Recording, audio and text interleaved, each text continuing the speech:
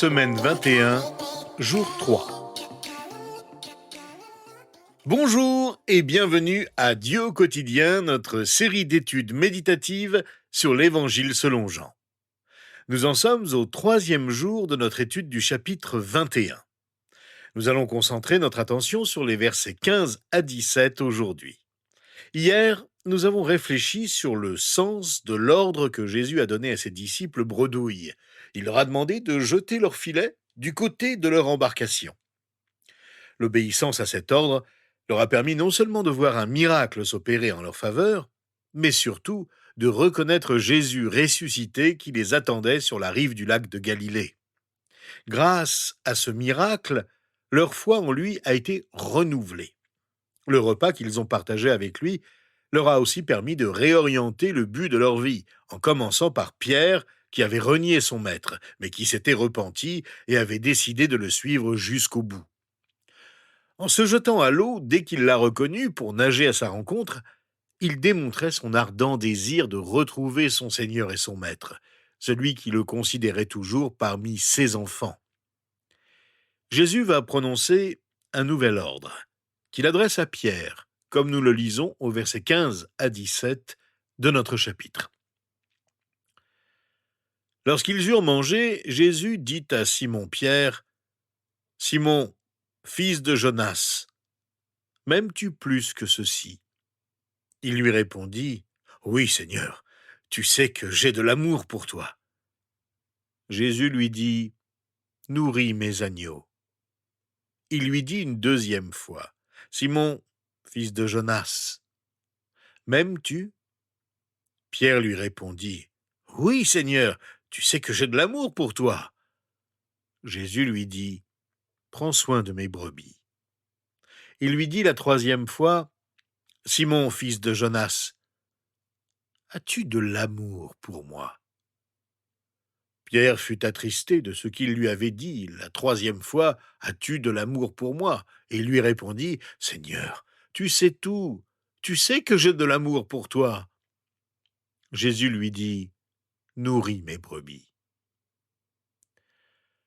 Ce n'est qu'après avoir montré son affection pour l'ensemble de ses disciples que Jésus demande à Pierre s'il l'aime. C'est dans ce décor naturel, au son des vagues sur les rives du lac et à l'odeur du poisson qui a cuit, que Jésus demande à Pierre par 3 fois « M'aimes-tu » Cet échange poignant entre Jésus et Pierre sert à réaffirmer l'amour et l'engagement de Pierre envers Jésus après l'avoir renié 3 fois auparavant. Cet échange revêt une signification importante, car il illustre un moment profond de pardon et de restauration entre Jésus et Pierre. Après avoir renié Jésus à 3 reprises, Pierre a l'occasion de réaffirmer son amour pour lui à 3 reprises. Par cet acte, Jésus non seulement réaffirme Pierre, mais souligne également l'importance de l'amour et du service dans la mission qui lui est déjà confiée, celle de diriger l'Église qui va bientôt naître, celle de prendre soin de son troupeau. Le responsable de l'Église ne sera autre qu'un homme impulsif et fragile, mais qui va servir son maître et les autres jusqu'au bout sans jamais plus trahir son Seigneur ni abandonner sa mission de faire des disciples. Jésus ne cherche pas seulement à confirmer la dévotion de Pierre, mais il renforce également l'idée que l'amour est le fondement de la direction de l'Église en lui demandant s'il l'aime. Le véritable leadership, selon Jésus, est enraciné dans l'amour pour lui et pour les autres, ainsi que dans la volonté de servir avec désintéressement. Cette interaction nous rappelle avec force qu'être responsable dans l'Église n'est pas une question de pouvoir, mais d'humilité, d'amour et de service. Méditons sur ce verset et réfléchissons au propre rôle des responsables, des dirigeants de nos communautés chrétiennes. Sommes-nous dirigés et dirigeons-nous avec amour et humilité? Servons-nous les autres avec désintéressement? Comme Pierre, efforçons-nous de réaffirmer notre amour pour Jésus et engageons-nous sur la direction d'une Église centrée sur l'amour et le service. Rappelons-nous qu'avoir reçu l'autorité de diriger une communauté chrétienne, d'être responsable d'une Église, consiste à faire passer les autres avant soi-même et à illustrer l'amour dans tout ce que l'on fait, en tenant compte de la leçon que Jésus donne à Pierre, en lui demandant de paître ses brebis. Ce que Jésus dit à Pierre revêt une signification profonde, car Jésus aborde le reniement de Pierre lors de la crucifixion. Jésus pose à Pierre une question pénétrante. M'aimes-tu plus que ceci?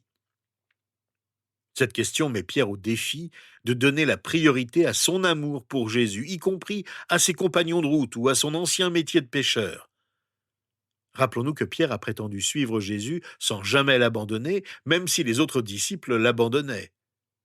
Les autres disciples se sont dispersés au moment de la crucifixion, mais ne l'ont pas renié, contrairement à lui. Peut-il confesser à présent devant les autres disciples qu'il aime son Seigneur plus que les autres disciples?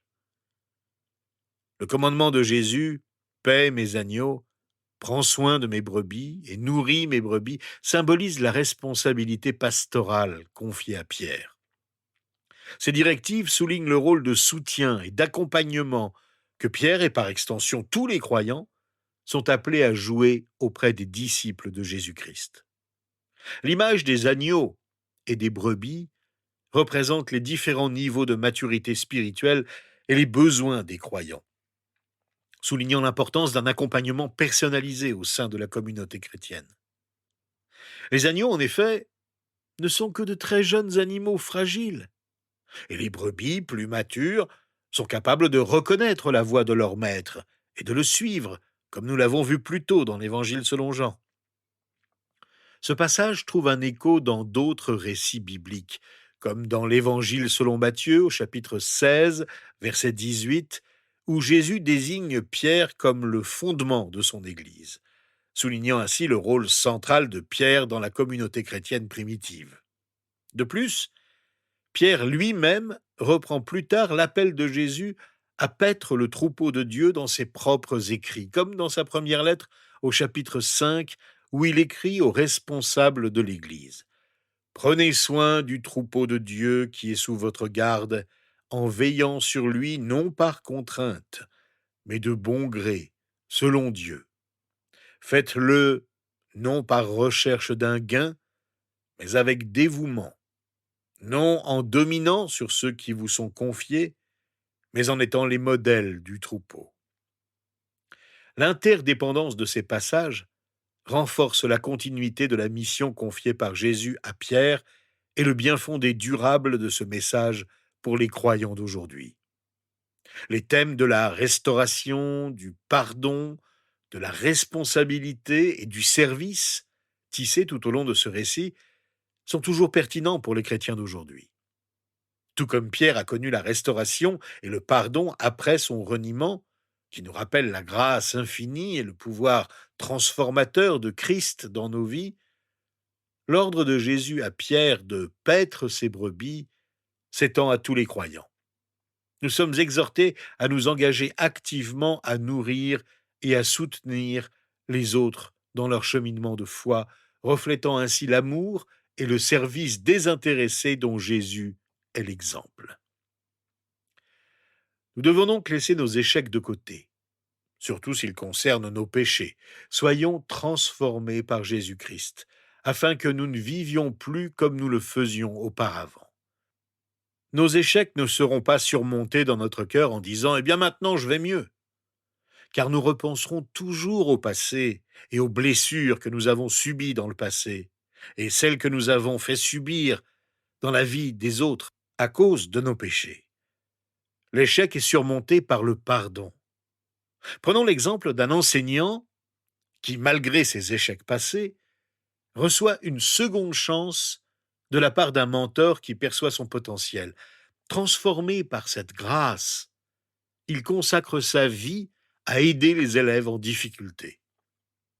De même, Pierre, malgré ses défauts, reçoit une seconde chance de la part de Jésus et s'imposera comme le responsable fondateur de l'Église primitive. Il deviendra l'exemple même d'un homme pardonné qui a trouvé une véritable raison d'être et d'agir en Christ.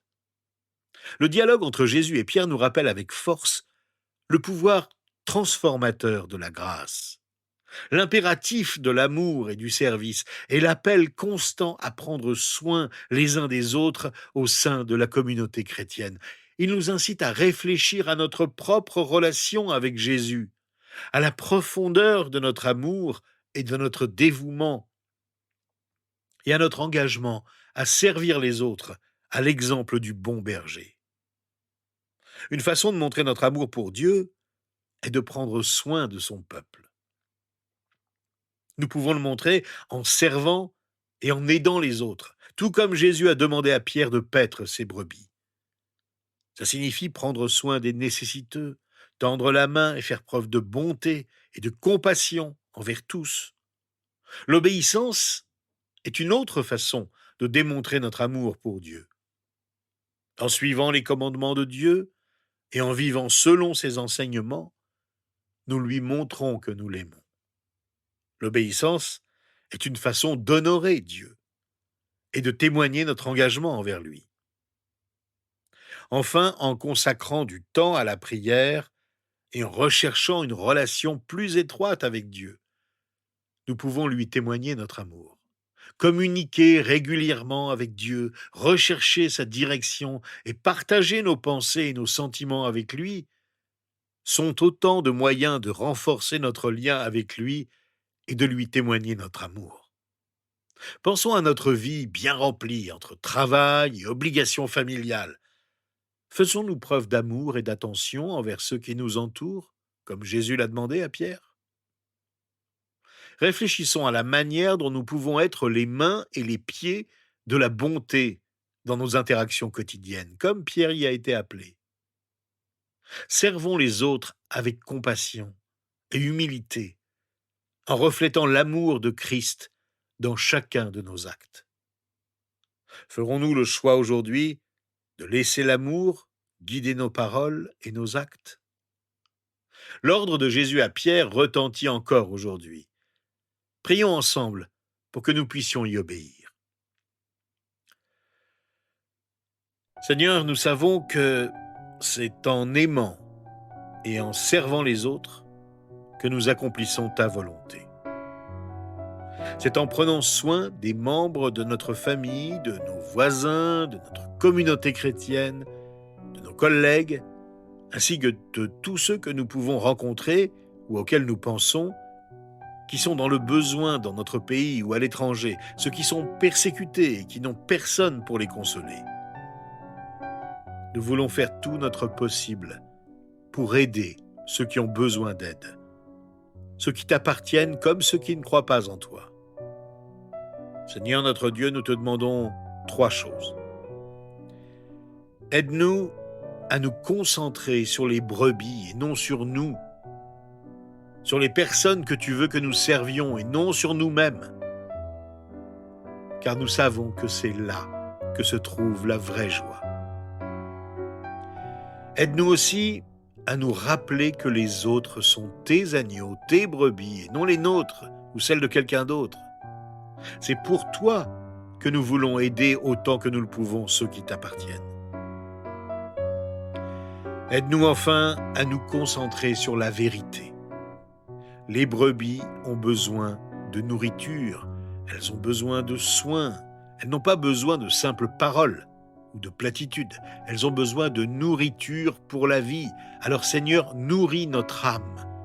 Transforme-nous pour que la patience, la joie, la grâce et la paix fassent partie de notre quotidien. Éclaire-nous par ta parole pour que nous puissions l'assimiler et la mettre en pratique autour de nous.